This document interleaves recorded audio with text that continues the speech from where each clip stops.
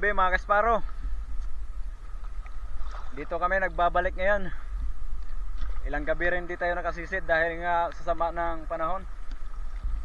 Dahil ilang gabi na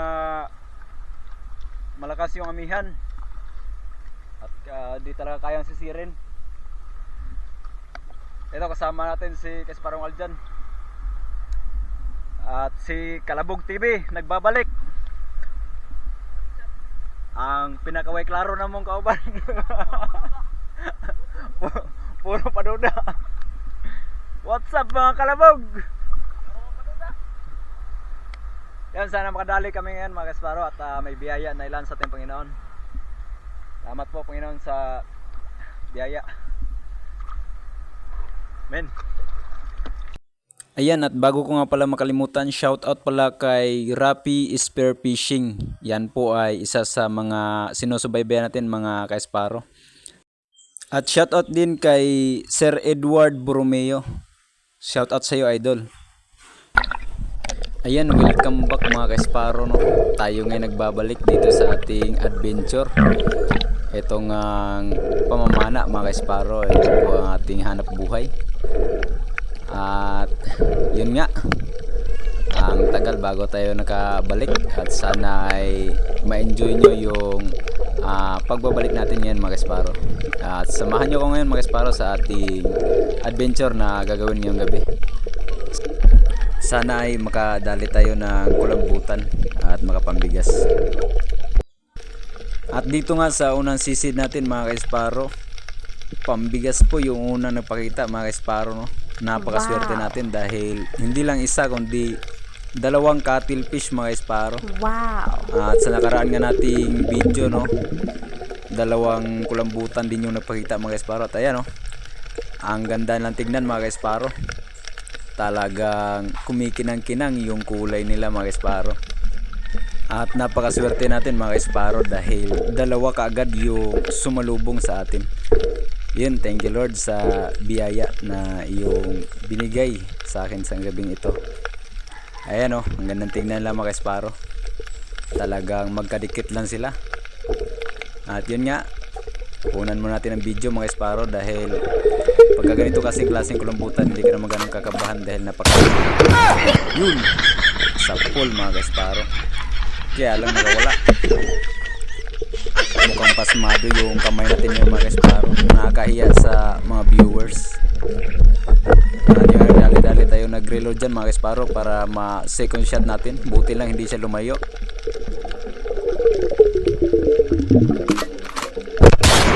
Yun, sa pool.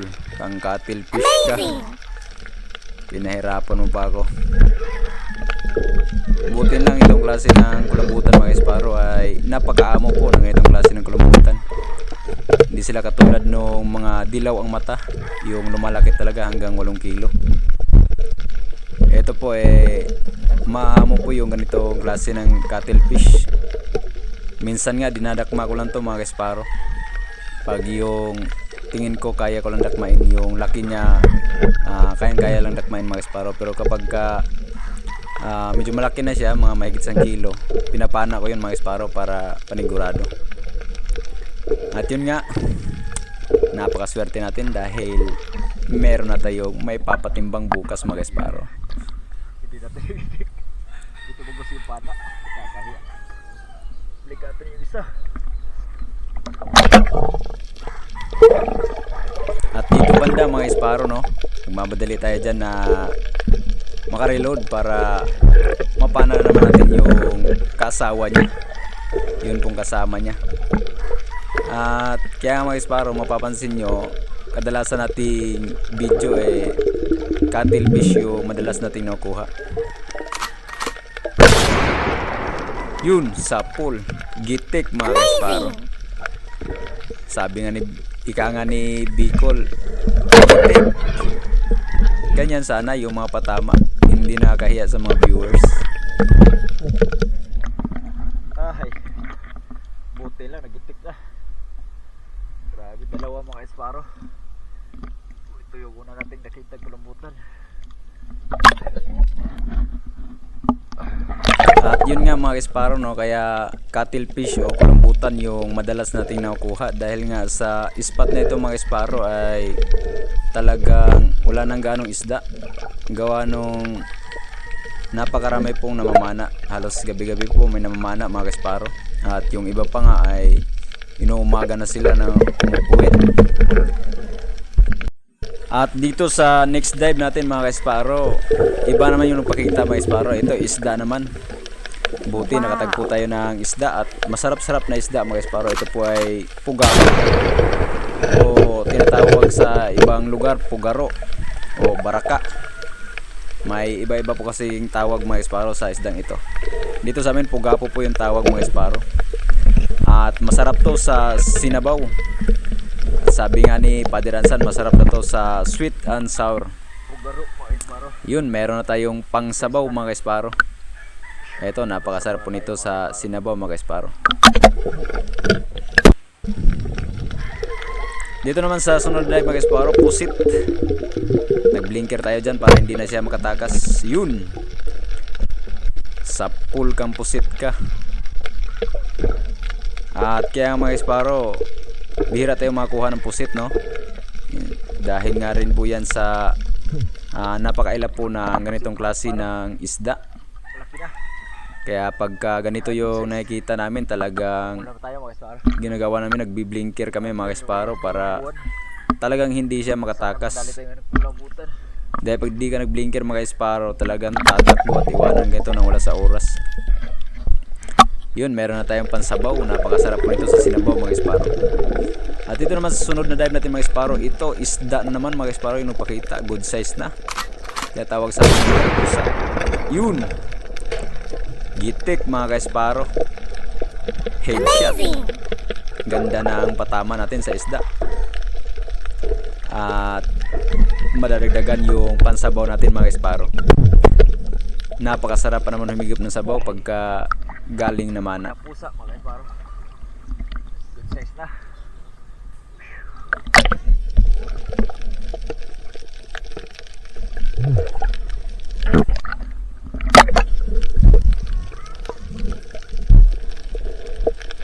Yun, thank you Lord sa biyaya na yung laging ibinibigay sa amin sa gabi-gabi na aking ginagawang hanap buhay. At dito naman sa next dive natin mga Esparo, cuttlefish ulit yung nagpakita. Ito yung tawag sa ibang lugar bagulan at sa iba naman buko. Dito sa amin po mga Esparo, tawag po sa amin dito kulambutan talaga. Kaya lang yung klase po yung kulambutan. Ito po yung klase ng yung hindi ganong lumalaki na kulambutan. Yun, sinubukan ko ang dakbayin mga Esparo, kaya lang ayaw magpahawak. Siguro ayaw niya mga Esparo na hinahawakan siya. Ang gusto niya siguro yung tinutusok siya. Kaya papanayin natin mga Esparo. Yun, gitik katuloy. Kaya lang nakawala mga Esparo. Pero wala na, masama na yung tama niya mga Esparo. Pagka ganyan po yung itsura ng kulambutan, talagang masama yung tama niya. Pumuti yung kalahati ng katawan niya mga Esparo. Pagka tinatamaan sa utak, ganyan talaga yung reaksyon ng kulambutan mga Esparo. Lalo na pagka patay ka agad mga Esparo, puti talaga yung buong katawan niya. Hindi kay katubunin ko.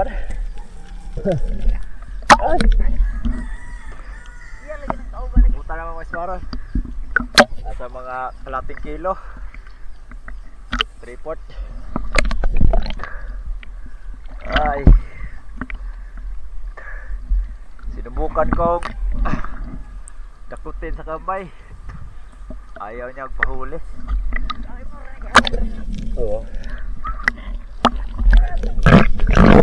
At yun, thank you Lord, dahil nadagdagan naman yung kulambutan natin mga Esparo. At talagang mapapaikot natin yung timbangan nito bukas mga Esparo, no? Grabe, thank you Lord.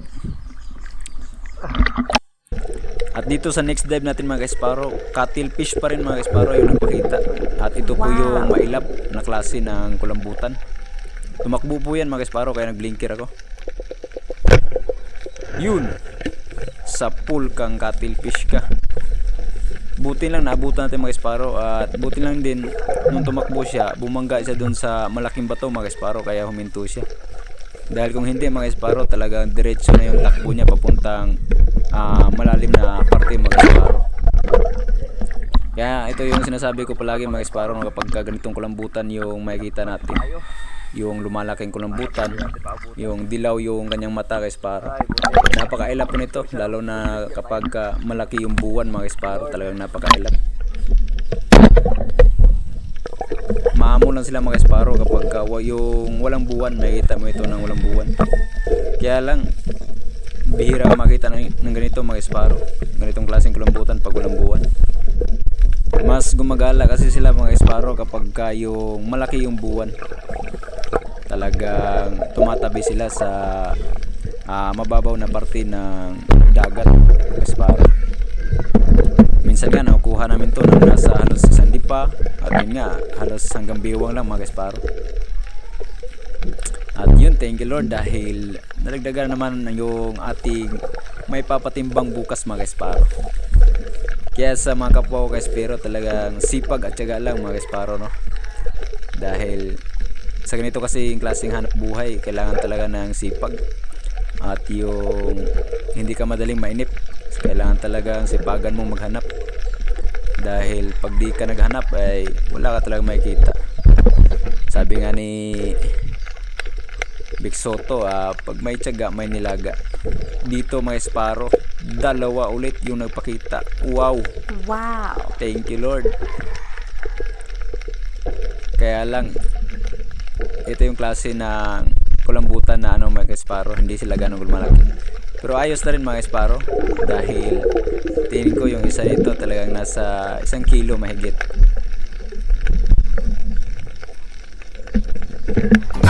At binakma lang natin yun mga esparo, no? Dahil tingin ko medyo hindi naman siya ganong kalakihan. Pero yung kasawa niya, yung lalaki, nasa mga mahigit 1 kilo yan. At itong dinakma natin siguro mga kulang-kulang 1 kilo lang ito mga esparo. Thank you Lord. Kulang yung isa, bakit paro? Paparain natin yung isa.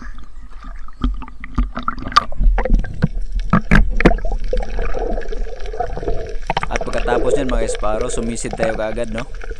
Dahil syempre naghihintay na yung biyaya sa ilalim ng dagat. Talagang hindi siya umalis mga esparo kung saan natin siya nakita. Talagang nandun lang siya. Naglalangoy mga esparo, ayan, no? At dinakma nga rin natin yung mga esparo, no? Dahil napakaamo at tingin ko kayang dakmain. At silang dalawa talaga dinakma lang natin. Dinakot ko na pareho. Yun, thank you Lord. Buti lang baabo. Ay, thank you Lord.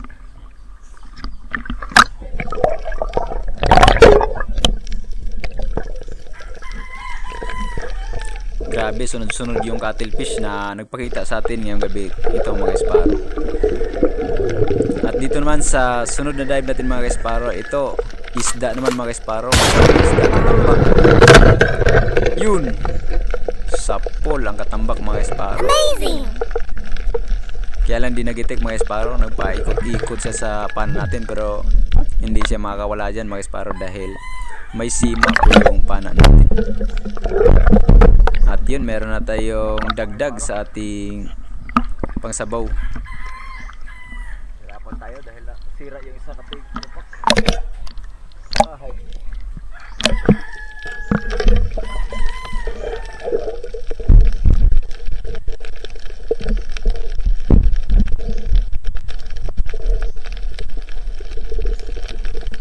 Napakasarap po ng ganitong klase ng isda mga esparo. Masarap to sa sinabaw o sa pinirito. Kahit ang luto mga esparo, masarap po yung ganitong klase ng isda, yung katambak.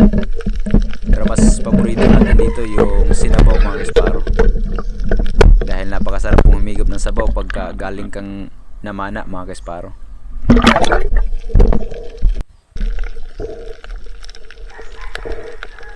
At dito sa sunod na dive natin mga esparo, isda naman yung nagpakita, danggit.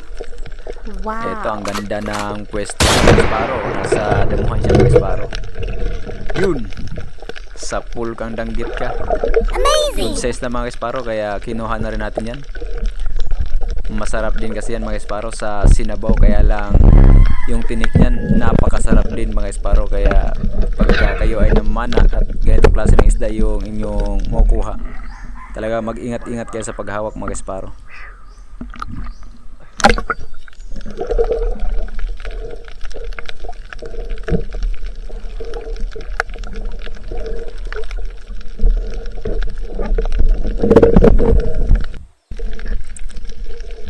At dito naman sa sunod na dive natin mga Esparo, cuttlefish ulit mga Esparo yung nagpakita. Ayan oh, naglalangoy mga Esparo.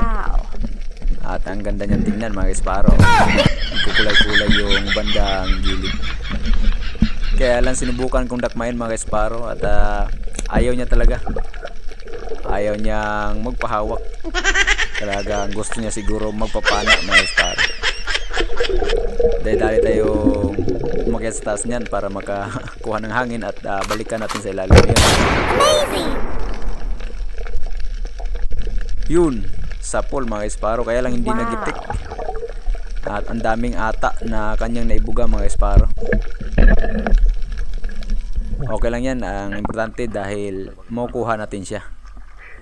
At yun, mukhang marami-rami yung may papatimbang natin to. Dahil naglabasan po yung mga biyaya na mula sa Panginoon. At yun, sa mga kapwa ko ka-espero, talagang sipag lang yung dapat nating kailangan gawin at magpasalamat tayo palagi sa Panginoon. Huwag po natin kalimutan magpasalamat sa Panginoon dahil siya po yung may-ari ng lahat ng biyaya na ating nakukuha.